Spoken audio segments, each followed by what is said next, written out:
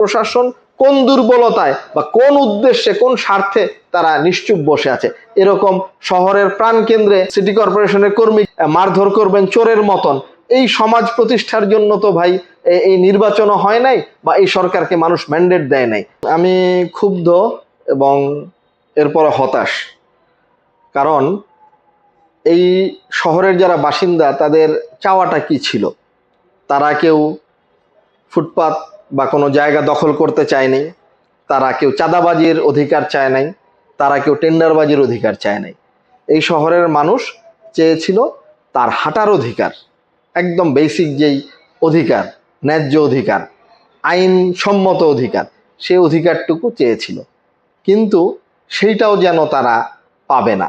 এবং আজকে যে ঘটনাটা ঘটলো এটা আমাদেরকে সেই পুরনো দিনের কথাই মনে করিয়ে দিচ্ছে। সংঘবদ্ধভাবে সন্ত্রাসী বাহিনী হয়ে একজনের উপরে হামলা চালানো, এই দৃশ্য আমরা আগেও দেখেছি এবং আজকেও এই দৃশ্য দেখতে হচ্ছে। এটা আমাদের জন্য খুবই বেদনার এবং হতাশার।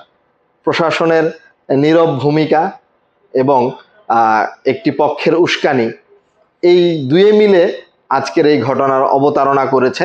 এবং যেহেতু এটা আমি মনে করি সরাসরি একটা সন্ত্রাসী কর্মকাণ্ড, এখানে কোনো মানবিকতা, কোনো মায়া দয়া, এই বিষয়গুলো অনুপস্থিত। যারা ভিডিওটি দেখেছেন তারা সবাই বলবেন যে এটা পিওর একটি সন্ত্রাসী বাহিনীর গোষ্ঠীর কাজ, যাদের পেছনে একটি শক্তিশালী মদতদাতা রয়েছে।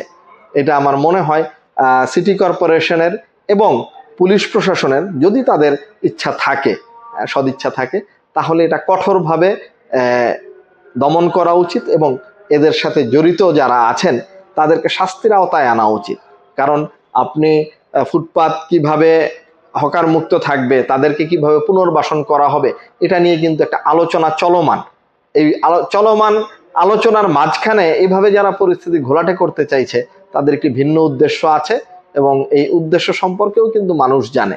তারা হয়তো সরাসরি বলছে না, এই আলোচনা কিন্তু জনমনে প্রচারিত আছে, প্রচলিত আছে যে কারা কারা এই ঘটনাগুলো ঘটানোর পেছনে উৎসাহ যোগাচ্ছে।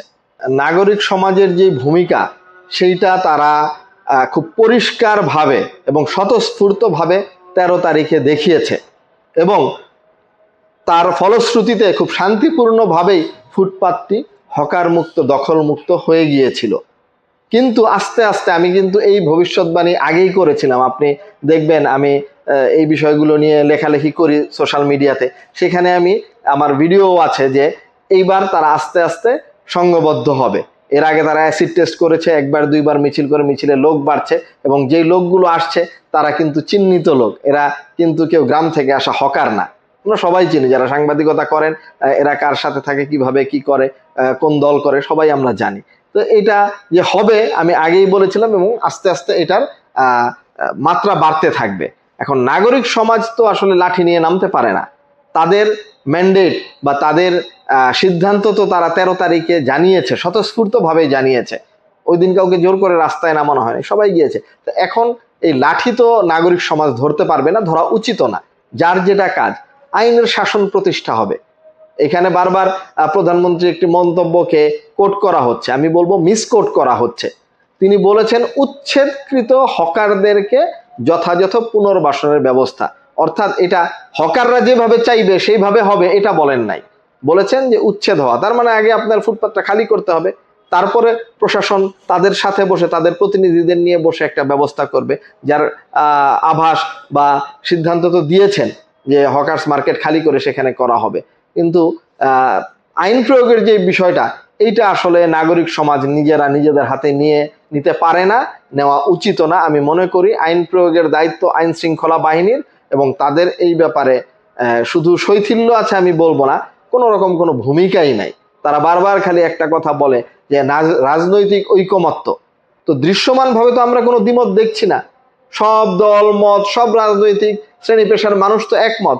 তাহলে প্রশাসন, আইন শৃঙ্খলা বাহিনীর কঠোর হতে বা আইনের শাসন প্রতিষ্ঠায় বাধা কোথায়? অতীতে তো এরকম একটা বারবার সুযোগ নিত তারা, যে অমুকে বলে বসান, অমুকে বলে বসান না, কিন্তু এখন তো সবাই বলছে ফুটপাত হকার মুক্ত থাকবে।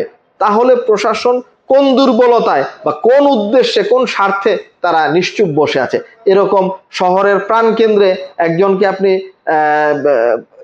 সিটি কর্পোরেশনের কর্মীকে আপনি মারধর করবেন চোরের মতন, এই সমাজ প্রতিষ্ঠার জন্য তো ভাই এই নির্বাচনও হয় নাই বা এই সরকারকে মানুষ ম্যান্ডেট দেয় নাই।